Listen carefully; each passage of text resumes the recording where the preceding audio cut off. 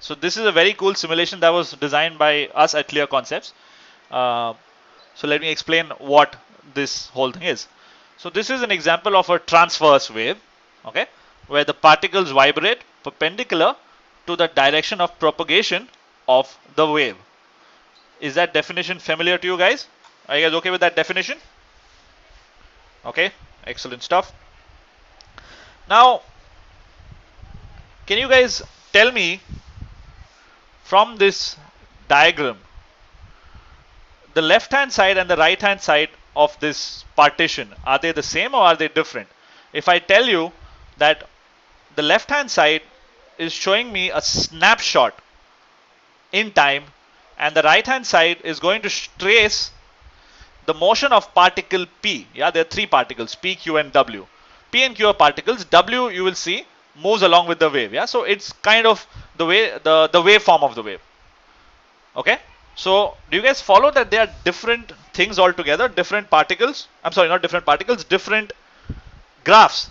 Yeah, the left hand side being the snapshot business and the right hand side being the position of P. So I can do a couple of things with this. Yeah, you can see that there's A, F, lambda.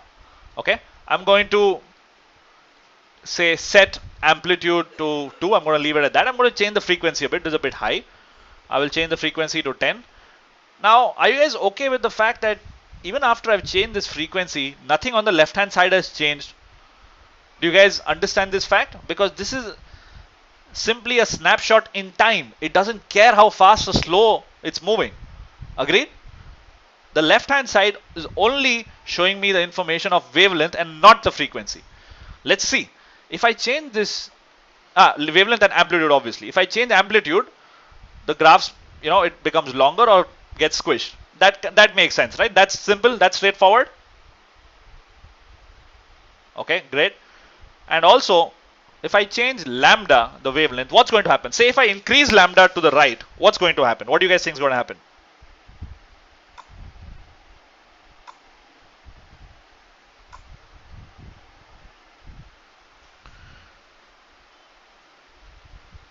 Excellent stuff. That's exactly what happens. Let's see. I'm going to set the wavelength to 4. Yeah. Notice that I'm not moving any of P, Q and W. Okay. Yeah, that's pretty cool, right? I'm not moving the points as such because P and Q are physical points that move up and down. W, however, stretches out because W is a point on the trough. Now you guys understand what are P, Q and W? W is a physical point on the wave. Okay? And P and Q are points, fixed points, yeah? Which means that I have defined their phase. Do you guys understand that? So if I make it say, let's say 4. Okay? Now, what I'm going to do is, I'm going to run this simulation. Okay? What I've, exactly Arjuna, they vibrate about the central line. You see that central line? That's the line about which they vibrate. That was the definition of transverse waves, right? So I'm going to keep moving this left and right. I can just do this, just show you. This is how the whole thing looks like. Now there are points, right? 2, 4, 6, 8 and all of that. I have put point P on 4. I'm going to move point Q to point 5. Okay, I'm going to do that using the control on the right hand side. Just give me a moment before I start this simulation. So I can physically move these particles, okay, left and right. You see that? So I'm just changing the phase, okay? And I can also change the phase angle of W. I'm going to keep it at a trough so that as the wave moves along, it will show me that whether the wave is moving from the left to the right or the right to the left. Do you guys understand the use of all of these different points? Is this clear? Is this clear, everybody? Please respond. Okay, excellent stuff. Excellent stuff. So, let's get started. Notice what happens on the right hand side as well as the left hand side. Okay, at this point, let me tell you which one to focus on. Focus on the right hand side right now. Okay, the left hand side is pretty straightforward. I have the initial displacement of the particle P is 0 on the left hand side. Initial displacement of particle Q is maximum. Yeah, this means to say that particle Q moves a little bit after particle P. Yeah, you will see that right away. Just hold on. I'll let this run for 10 seconds and you'll see that.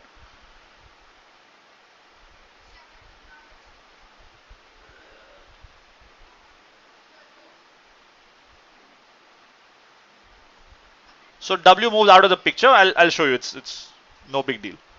Okay, it's traced one entire time period. Hence, I'm going to stop now.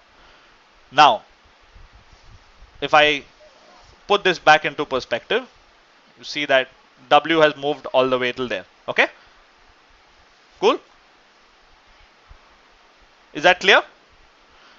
I'm going to move W back a little bit. I'm going to just reset this thing and run it again so that you can focus on the right hand side graph now. You have figured out the left hand graph. Are you guys okay with the left hand side graph? It's just trying to say that, hey, particle P moves up. After some time, particle Q is going to move up. Yeah, let's look at that. Let's look at that again.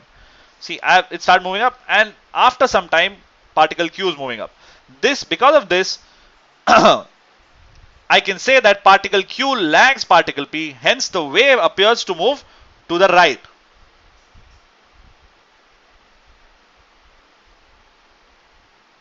Hey, Arjun Nair, can you focus on what's going on in the class? We are tracing P. At this point, yeah, that's gone away. I'll reset it and I'll show you. What we are doing is, have you revised the notes of the first and the second class? And first of all, is everybody else understanding what's going on in class, or do you guys have a doubt in what's going on? Are you guys understanding what's going on? Yeah, so, well, Arjun Nair, you'll have to go through the notes. Yeah, the lab session is a supplement to the notes, and, well, it's the next level, right? So, if you are unable to follow what's going on, it will be difficult for me to explain the theory at this point. Yeah, we don't have time to do that. So, you'll have to do that in your own time later on. Okay? I will try and explain what's possible in this class, but you understand that this class is dedicated to, I mean, I will be wasting the other students' time if I spend time on that. Okay, and that it wouldn't be fair to them.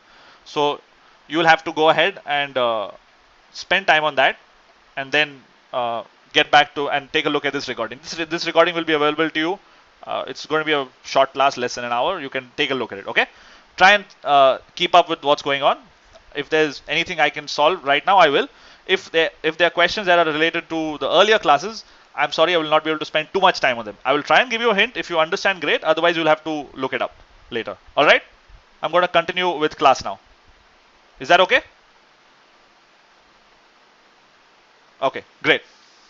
So I'm going to reset everything.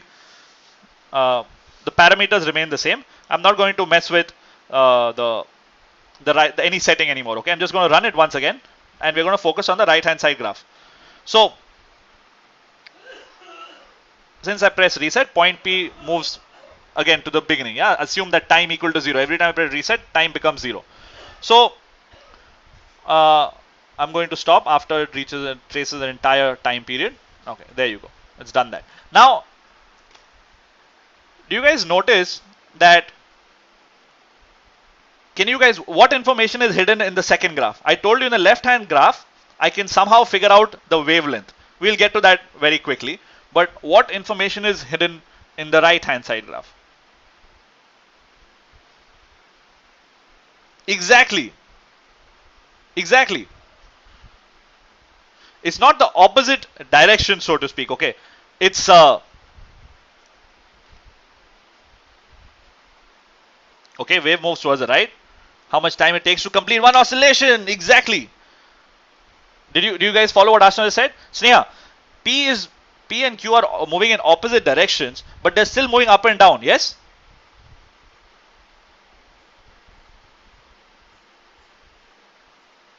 Yeah? So this means to say they always have different velocities. What you have pointed out was the next thing I was going to say. Exactly. The right hand side is a function of time. The left hand side is a function of distance. Since you said function, hey, I'm not going to talk about function there. but just because Sneha said that, right? That's the mathematical cool way of saying it. But since I haven't taught you functions, that's why I did not use that word. Hence, I was saying snapshot in time. The left-hand side graph, the right-hand side is tracing the movement of particle P with respect to time. Yeah, is that clear? So, although both the left-hand side and the right-hand side graph look similar, they are completely different graphs. Yeah. So from this graph, let me redo this, and so that you have a clearer picture. Just one moment. Now we're going to focus on the right-hand side graph. So the same stuff happens on the left-hand side graph. We're not going to worry about that.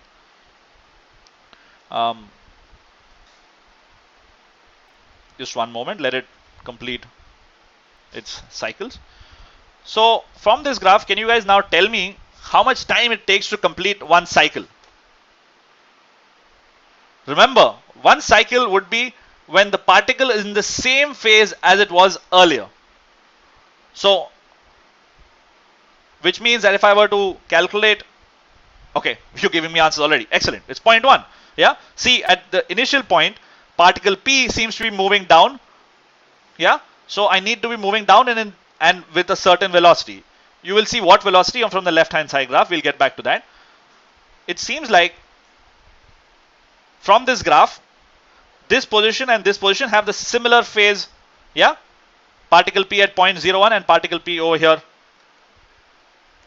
Exactly. Do you guys follow that? Which means that its time period is 0.1 seconds. Now let's correlate that to the definition of frequency that we have. Frequency, remember, was 1 by time period, and we have set the frequency to be 10.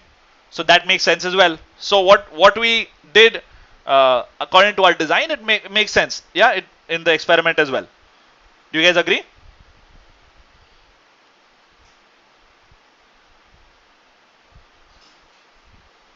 Okay, excellent. I'm going to reset everything. I'm going to hit frequency and move it to say 20. Notice that nothing on the left-hand side graph has changed. Yeah, let me show that to you in detail. Nothing has changed. The left-hand side graph looks exactly the same.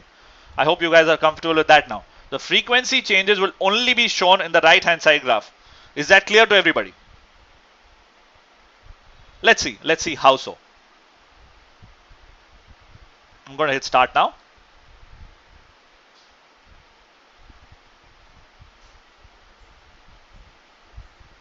Can everybody else hear me?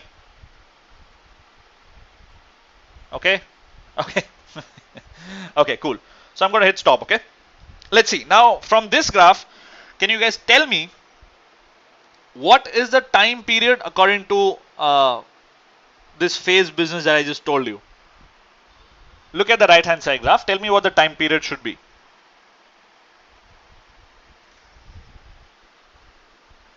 (0.05). All right. Let's compare that with the equation that we have of frequency. Frequency is 20.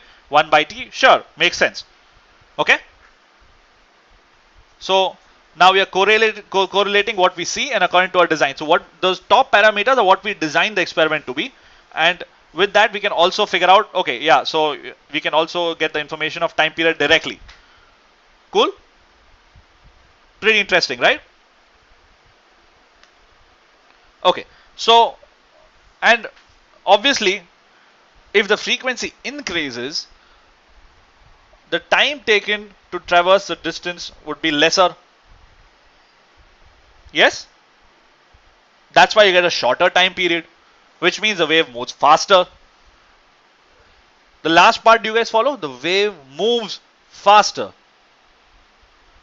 Right? Let's see. Let's see that on the left hand side now. Okay? I'm going to hit reset. I'm going to hit start. Look at the waves moving to the right. Okay? When frequency is 20. Now I'm going to reset this. I'm sorry, I'm going to stop, reset, and I'm going to reduce the frequency to 10. Or say very low value, say 6. See that the speed of the wave, the physical movement of the red wave front has reduced. Agreed? That's what I was trying to say. So you can figure out frequency from the left hand side graph only if you compare different snapshots in time. Yes? As a matter of fact, when you combine different snapshots in time, that's how you get the right hand side graph. Mathematically, that's how you do it. Because it's almost impossible to track one single particle. Yeah, because I've just shown you two particles. This line is made up of infinitely many particles. Agreed? Okay, excellent stuff. So what I'm going to do now is let's try and figure out wavelength. Okay, from this graph, from the left hand side graph. Obviously, we can't do wavelength from right hand side graph. Is that point clear, by the way? I said obviously, but do you guys understand why it's not possible for me to do wavelength from the left hand side graph? I'm sorry, the right hand side graph. Okay, okay. I'm going to change the frequency to 10, everything else remaining the same. Let me hit reset first. I'm going to increase frequency to 10. Oh, 1 second. It's a little difficult. There you go.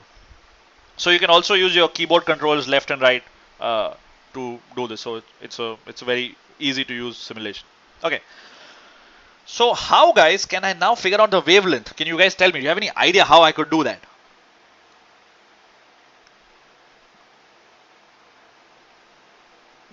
Let me give you a hint. I told you how to locate the frequency on the right hand side graph. I can do a similar thing to figure out wavelength. Can you tell me what that similar thing is?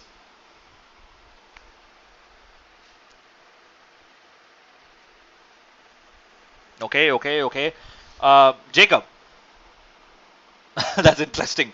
But how on earth do I get those values? But it's not, I'm not saying that's a correct formula. But if you're using those things, I'm talking about just the graph. Look at the graph physically. Yeah. Remember, the graph is a snapshot in time. Distance for an entire cycle. Okay. Sneha is closer to the answer. How do I know what an entire cycle is? Let one oscillation occur and see where it stops. Okay. That's interesting as well. Can you guys use, there is one particular term that I want. That one term I've been using repeatedly for the right hand side graph. I said something about two particles, which will tell you that yes, the time period capital T time has passed. What was that one word? Phase, phase, phase. They both have to be in the same phase. Remember that? What is same phase? They have the same velocity and the same displacement. Two particles. Okay? Does that make sense? You guys understand what phase is now, right? I'm using the word quite frequently now, hoping that you guys have gone through the earlier classes and you understand what phase is. Okay? Is that cool? Okay. So, basically, if I find a particle that's at the same phase as P, then the distance between those particles would be the wavelength. Right? So, according to this thing, I can have, say, two particles or three particles at this point. It could be either particle 6, particle 8 or particle 10. It's obviously not particle 5, yeah, because they're clearly in different phases, 4 and 5. It could be maybe 4 and 6 or 4 and 8, right? So let's move particle Q to point 6. Yeah, one moment. And see if these two particles are in phase. Some of you may jump to the answer and tell me that, hey, this is so, this is not so, but hold on. I'm just trying to prove a point. Ashna gave me an answer. Jacob cannot hear me. What about the rest of you guys? Can everybody else hear me? Okay, so maybe Jacob, it's an issue with your internet connection. You need to do some troubleshooting, I suppose. Okay. Okay, hold on. I've got it past 0.6 already. Okay. I'm going to use arrow keys instead. Hold on. Yeah, okay. Now I've got point P on 4, 0.6 on point Q on 0.6. Let's hit start and see if they're in the same phase. Well, clearly they're not. They're moving in bang opposite directions. Yeah. Same phase means they must move in the same direction and also have the same velocity. Same velocity and same displacement. It seems like they have the same velocity, but they have opposite displacements. Agreed? Yes? So yeah, not a good idea. Let's change that up. You guys already have figured out the answer. Direction is different, exactly.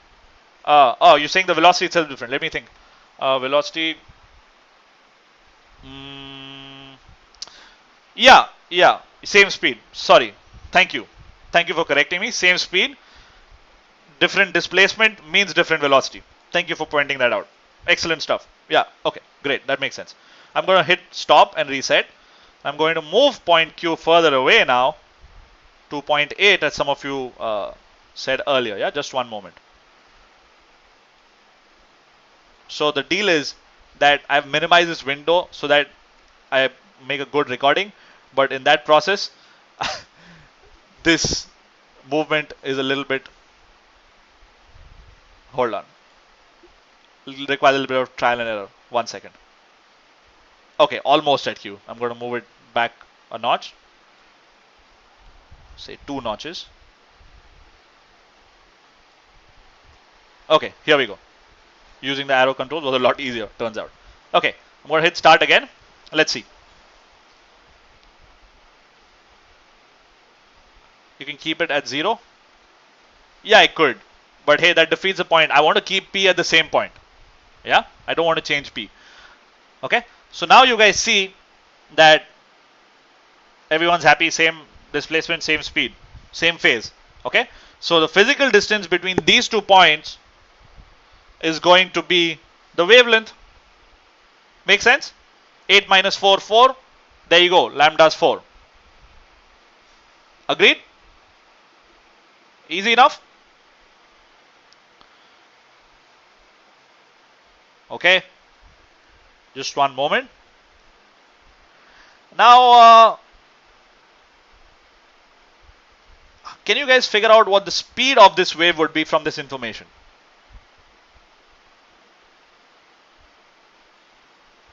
Okay, is that possible? Whoa, I have an answer already. Yes, good stuff, good stuff. You guys have already given me the answer. That is the correct answer. But hey, don't steal my thunder. Let me do some work. Velocity in this general term would be how much? What is the definition of velocity? You've given me the answer. I know you figured it out, but I need to walk you through this because not everybody might have followed how you guys figured out that answer. Excellent that you did. What is the definition of velocity? Chapter 1 that we did. D by T. Okay, displacement by time. Excellent. So if I take the displacement to be 4 meters or 4 units, so to speak, because that's the wavelength. Wavelength into frequency. Yeah, Arjun. So we're going to use both of those. Thank you so much. We're going to use both of those definitions and prove that it's the same thing. Okay? If both the particles are in the same phase, that is an important thing. So I can use that first definition given to me by Sneha because they are in the same phase. Yeah, P and Q are in the same phase, which means that the distance between them is 4. And I already know that the time period. What is the time period? Do you guys remember?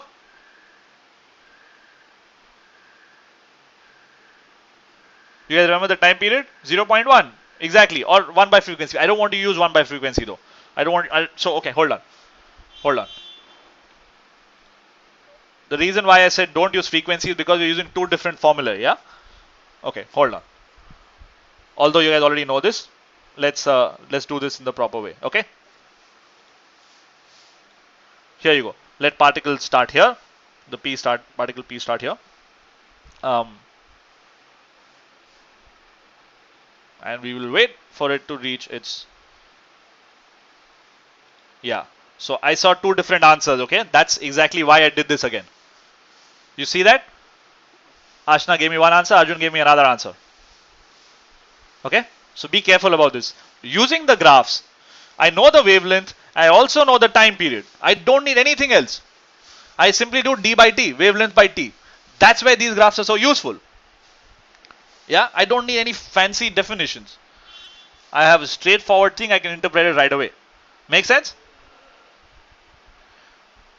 Alright, from these graphs, we derive frequency, lambda and all of that. And frequency clearly, as you guys said, is 10. and lambda is 4. So using that definition also, you get V to be 10 into 4, which is 40, or you get V distance by time, 4 by 0.1 to be 40. Make sense? Yes? Okay, great stuff, great stuff. Now if I increase the frequency to 20, what's going to happen to the velocity? Is it going to increase or is it going to decrease?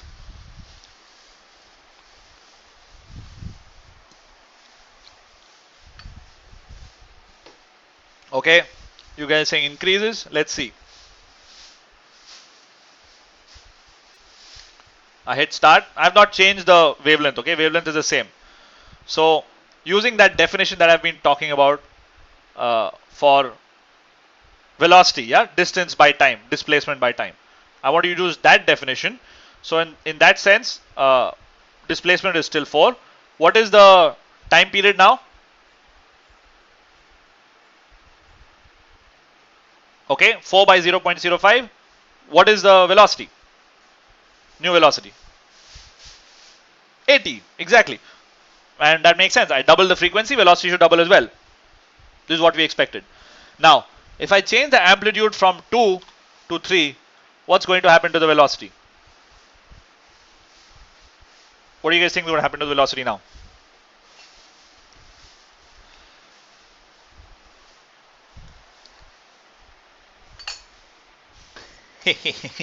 Seems like you guys are getting used to my trick questions. What about the rest of you? What do you think? Arjun Nair, what do you think? Jacob, Arjun Nair? Hey Arjun Nair, are you following, by the way? Are you able to follow what's going on, or are you a bit lost because you missed out on the second class? We'll see if there's time in the end. I can maybe help you revise, but okay, cool, good stuff. If you have any doubts, please go through the notes. Okay, great, cool. Okay, then we'll go on. All right, so let's see. You guys say nothing happens? Yeah, well, particles P and Q, they vibrate a little bit more. Notice that this is interesting. There's something common between the left graph and the right graph. What is that? I told you that things are entirely different, but there's one thread that binds them together. What is that? Besides the phase business, besides the business that, okay, things are moving phase and all that. Exactly. Jacob, technical term, amplitude. Agreed?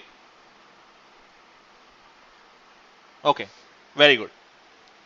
And yeah, well, frequency is not changed, lambda not changed, so obviously it's going to be the same, so nothing's going to change. So it's obvious by changing amplitude, time period doesn't change, wavelength doesn't change, frequency doesn't change, and hence velocity doesn't change. Okay, so there we go. Now we've proved that. Some of you had some difficulty understanding that in class. I hope this is clear now after this lab. Yes? Hey, Arjun. Why would speed vary? If I change the amplitude, why would speed vary?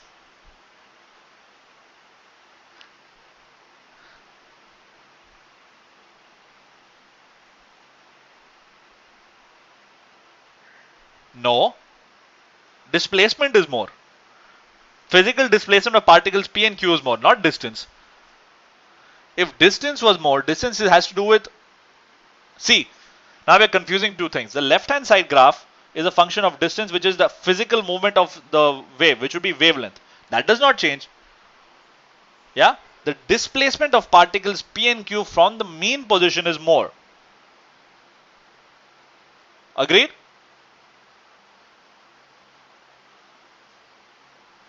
So now you see that obviously if frequency and wavelength are same, speed also does not change. Does that make sense? Okay, cool. Great. Now we're going to do another lab. I mean the same lab, but basically I'm going to switch over to another tab. Let me know when you guys can see this. It says longitudinal wave. Visible? Okay, excellent stuff. So there's another cool lab. Here we won't have to move around from left to right. Same parameters, amplitude, lambda, which is wavelength, and frequency. Now there's some blue lines and red lines and some black lines, very dizzying stuff. So these pink particles are, pink dots are actual particles, physical particles that move around. So in a longitudinal wave, like particles of wave, air or water, uh, these particles move in the direction of the propagation, like sound. Okay, so these particles are going to move along the x-axis, not along the y-axis anymore. Is this clear? Yeah, so they're going to move left and right. That's what I mean to say. So the blue line is just to highlight that particular particle. Okay, so the blue line particle is out of phase with the red line particle. What do I mean by out of phase? It's going to do the exact opposite thing of what the blue particle does. Okay, that's what out of phase means.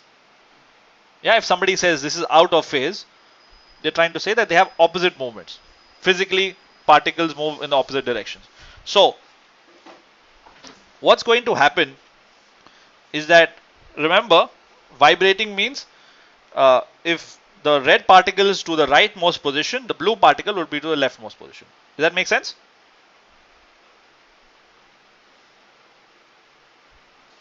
Okay. Let me repeat that once again. Red particle is to its extreme left of its vibration range. The blue particle would be at the extreme right. That also makes sense. Right? Okay, great. The horizontal lines represent the distance between the two particles that are in phase. Clearly, this is the wavelength. Do you guys agree? Distance between two particles. Because remember, this is a snapshot in time. Okay? Agreed? So, both horizontal blue line and horizontal red line will both have the same numbers. That's fine. No doubts there. Okay. Now, this is a little tricky. The bottom green line, this represents the distance between adjoining opposite phase particles. So, this is going to keep changing. Okay? Whereas these two will be constant. Does that make sense? It's just like saying that if two particles are moving up and down, what is the physical displacement between them? Yeah, the difference in the physical positions of the particles. Yeah? Make sense? Hence, the green line is going to keep expanding and contracting. Do you guys agree? That means the wave is moving forward. Because that's what it is, right? Expansions and contractions. That's what propagates the wave. Agreed? Okay. So I'm going to hit start now. Maybe a little bit dizzying. Okay, look at what happens from the left. I've hit start. So you will see that initially the lengths, the red and the blue lengths are not the same. That's only because I've just started the vibration now. Okay. And it takes time to catch up. Just hold on to it. Hold on. Hold on. Until this particle, this dark movement of the wave reaches this blue particle. That's when they will be the same. And there you go. Do you guys follow what just happened? The vibration started up. Yeah, it was like a pulse that initially started up. The whole thing, like assume that you have a bed sheet, okay, and it's just lying there. Then, okay, bed sheet's not a good example, right? Because this, okay, forget examples. But do you guys understand what's going on over here in this graph, in this setup? Why initially there was no, they were not the same? Because it took time for the vibrations to catch up. So what's happening is that it looks like something is moving forward, But if you concentrate on, say, just one red line, you see that that red line is simply moving to the left and to the right. Agreed? Concentrate on one red line. Now it's moving to the left. And clearly the blue line is moving in the opposite direction. Okay? So all the particles are doing is physically moving left and right. It looks like a wave is moving ahead. What's happening? Things are bunching up where it appears dark, and then things are expanding where the density of lines is lesser. Hence it looks like it's very, very far away. Agreed?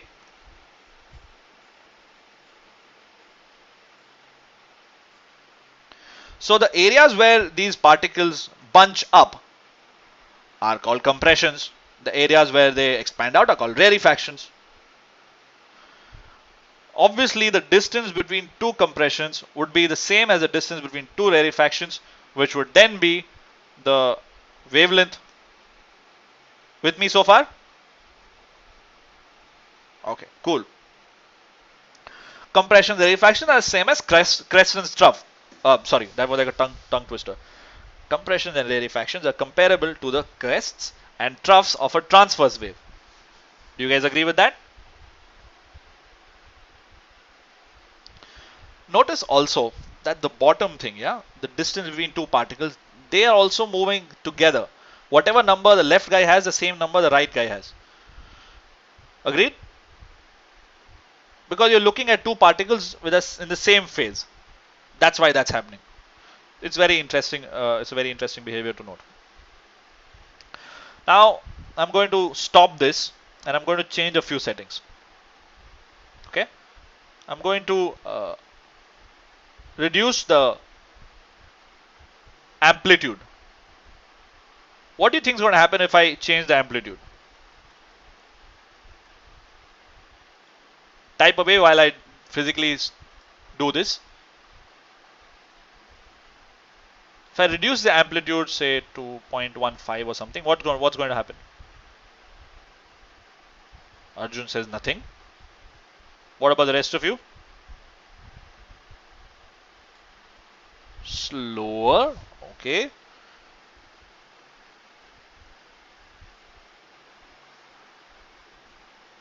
Ashna, I think you mean they don't move closer, further away. Is that, I'm helping you out there. I know that was like putting words in your mouth, but the correct, Ashna is pretty close to the answer. The particles don't move further away from their mean position. They basically, does that make sense? Theoretically speaking, amplitude means the actual displacement from their mean position. That's what amplitude is, physical movement of particles or waves or whatever. We've done fields and all that in transverse waves. But at this point, to understand this this lab, we are using particles. We've used particles in transverse and longitudinal waves. The same idea can be used for fields as well, but that's not something we're going to discuss right now. Is this clear? So that means that the bunching up and spreading out is not as much as before, which means that the green lines would not vary as much. Theoretically, do you agree with the things I'm saying? We will see that it will work, but do you agree with what I'm saying? If you have any doubts, please ask me. I made 2 points. I said that the bunching up and spreading out would be not as much as before, which would hence mean that the green lines do not vary as much as earlier. Do you guys agree with these two statements? The first statement. Second one is a corollary of the first. But do you guys understand the first statement? Everybody? Okay, cool. Let me hit start and we will see that in action. I haven't changed anything. So the speed of the wave and all that is still going to be the same.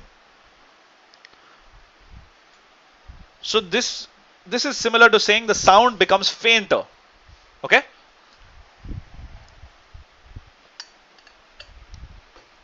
Instead of shouting, the person's whispering. That's what this means. We'll see this in action as well. We have another very cool lab planned out for you guys.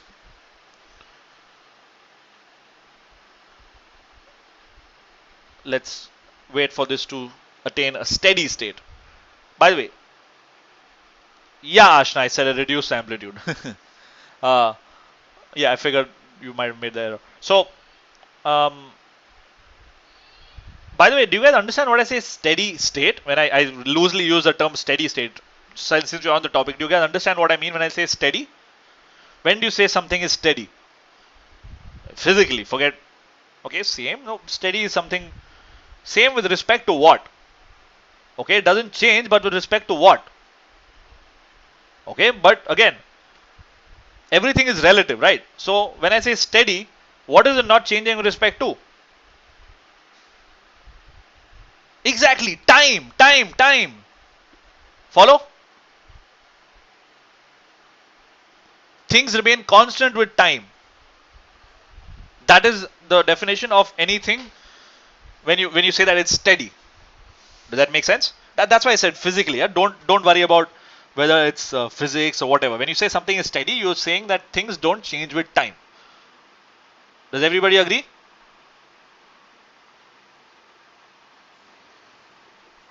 Okay, excellent. That was not really off topic. That was something I thought you guys should know. It's extremely important in any scientific, anything you do with science later on. Okay, I'm going to increase amplitude now to 0.5. What's going to happen then? Clearly the bunching up is going to increase, right? Let us see. Maximum value is 0.5. Let's hit that start button. And there you go. Right away you see that bunching up is a lot, right? Till now, frequency has not changed. I'm sorry, the speed of the wave has not changed. Just speed has been constant. I'm going to mess around with a few other settings, and I want to change the velocity of the wave. So what can I do to change the velocity of the wave? By velocity, I want these bunches to move faster. It's going too slow. That's what I mean. I want it to move faster. What do I do? What are the parameters I can vary over here? Increase the wavelength. Okay. What else can I do? Frequency. Okay. So I'm going to mess around with both of them. Or frequency. Okay. Cool. So I'm going to reduce the wavelength. Just for kick's sake.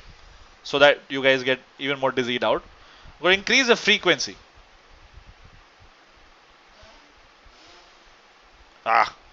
One moment. Okay, there you go. I'm going to hit start. Looks pretty cool, huh? Check it out. So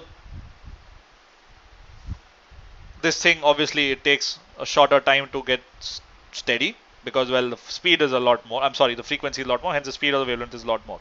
Okay, so this is how sound would look like if I were to make a wave out of it. Okay, if I were to study its wave form, I'm sorry, not wave out of it, it is a wave. Cool. Clearly particles are vibrating faster than earlier.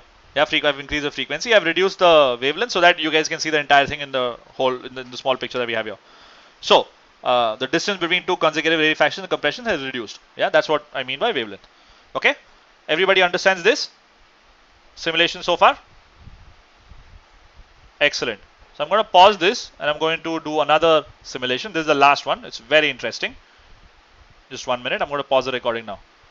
Do you guys have any questions? This is a very cool simulation. You can mess around with a lot of things. Yeah. But at this point, we are just going to talk about some pretty basic things. We're just going to look at the first tab. You can do a lot of things, as you can see. There's a lot of other tabs. This will also help you in the 11th grade, yeah, when you study something called interference, and you do sound then waves then. But anyway, we'll stick to what we know at this point. There are a couple of things you see on the right hand side. There's frequency, amplitude. I've clicked on audio enabled. What I'm going to do is when I hit play, you're going to hear a sound, and I will try and make it such that you can actually hear the audio. Let me know if you can hear it. Let's see if that works out. Okay, just 1 minute. I'm going to hit play now, and what happens is 1 minute.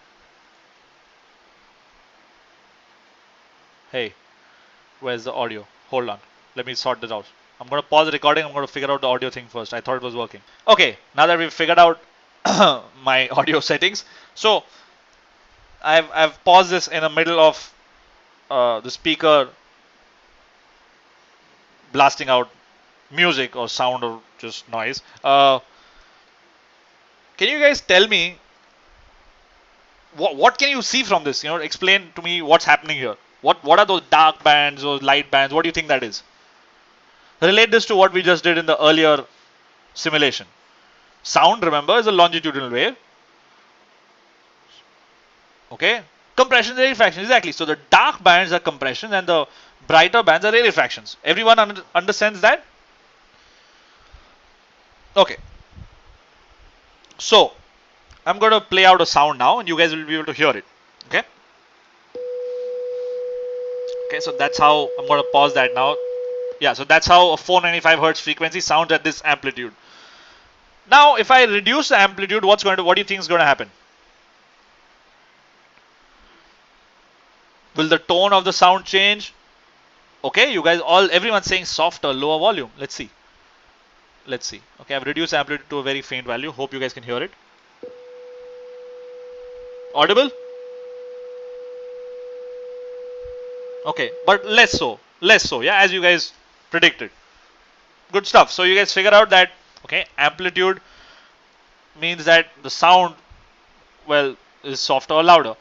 What do you see in this wave picture? What else has happened besides the actual physical sound? What else have you seen?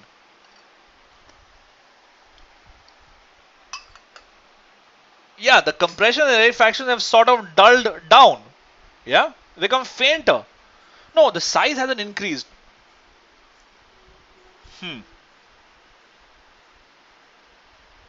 Oh, okay. The waves look faded. Yeah, that was what I was looking at. What do you mean by compression size increase, Arjun? I didn't quite follow.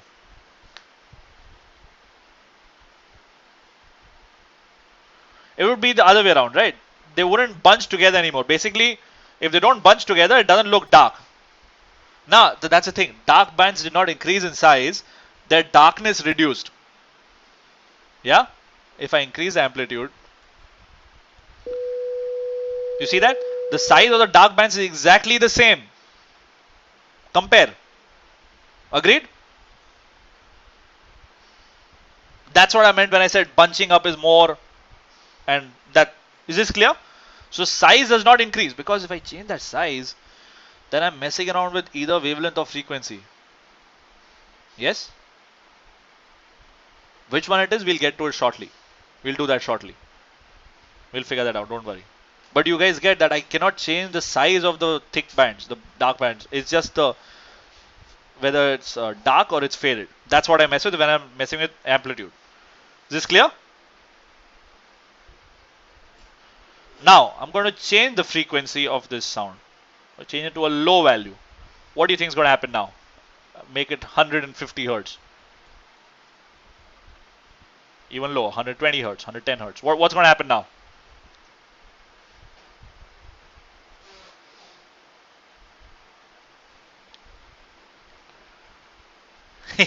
No, don't worry about shrill or bass. Don't worry about that. Don't worry about that. No, Arjun, you will be able to hear it. But that shriller and all that, we'll figure out. But I want you to tell me, look at this wave. Yeah, let's focus on the waves. Okay, you're saying a lot of nice things which may be correct, which may be incorrect. I want you to look at the wave. What's going to happen to the wave physically? Rarefactions, compressions. What's happening? What's going to happen to that? The dark bands. Okay, everybody else? It seems like it's just you, Arjun Nair. Everybody else is able to hear me. Velocity increases. Hey, yes. What I want you to tell me is, will the size of the dark bands increase, decrease, or remain the same? Dark band, light band, will the size decrease, or will it increase, or will it remain the same? Give me that answer.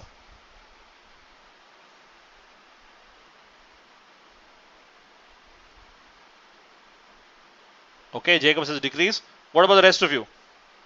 Not sure. Increase. This is something we just did, huh? You guys may have forgotten, but we did this. I showed you an increase in frequency. Do the math. You can figure out the decrease. Remember the last simulation of the previous, the transverse wave thing. I told you guys how. I'm sorry, longitudinal wave. I told you guys how increasing frequency increases speed. There are two things that happen. Yeah. Remember? Let's see. Let's physically see what happens.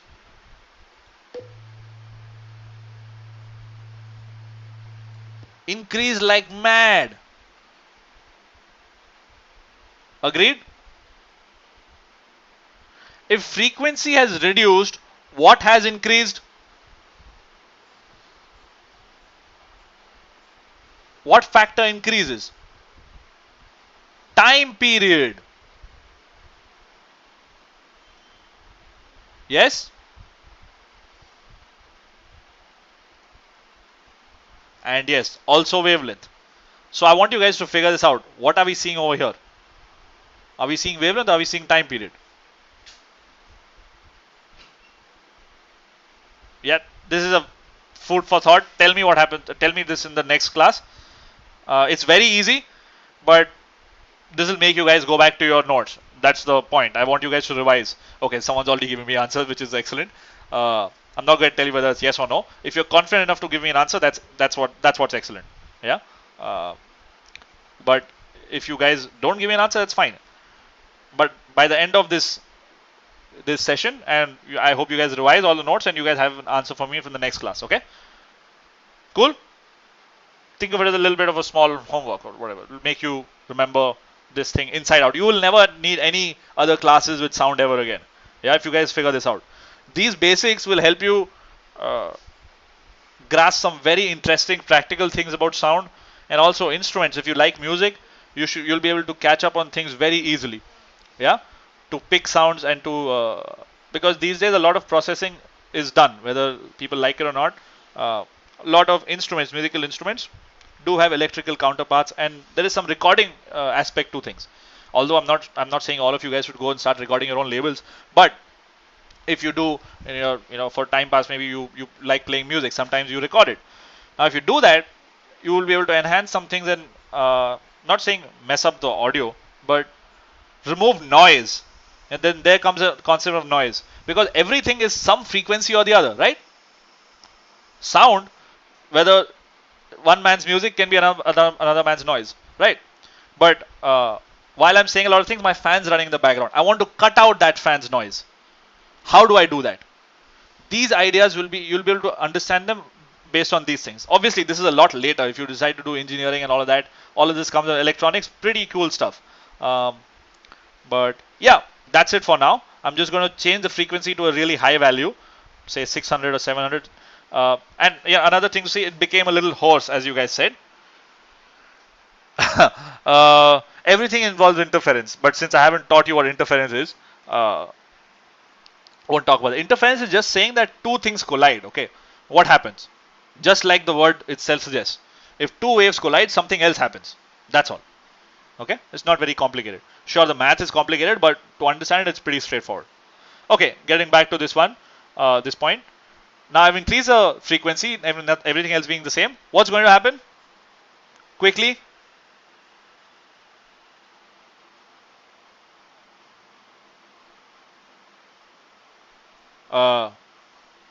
I was going to ask you quickly, tell me the answer. But I think you mean to say that, what is, that's okay. That's fine. Yeah, I use bad phrases at times, bad English at times. Quickly give me an answer, is what I meant. What happens if I increase the frequency? Voice becomes shriller? Sure. If the other one is hoarse, this must be shrill. But what happens to the compression and rarefactions? They come closer together? Sound can be heard faster. I see that you're relating this to equations, Arjun. But I just want you to look at what's happening on this slide right now, tell me, yeah? I don't want you to go to the second step. What you're doing is the second step, and you may make an error because of that, okay? So be very careful about this. Focus on the first step, understand that inside out, then go to the second step, okay? That's just a bit of advice for everybody. So compression and rarefaction are much closer to each other. Exactly, that's what I wanted to know. Okay, there you go. Yeah, so that's it for this lab. We'll get back to the class and we'll discuss any questions if you guys have. Okay, cool.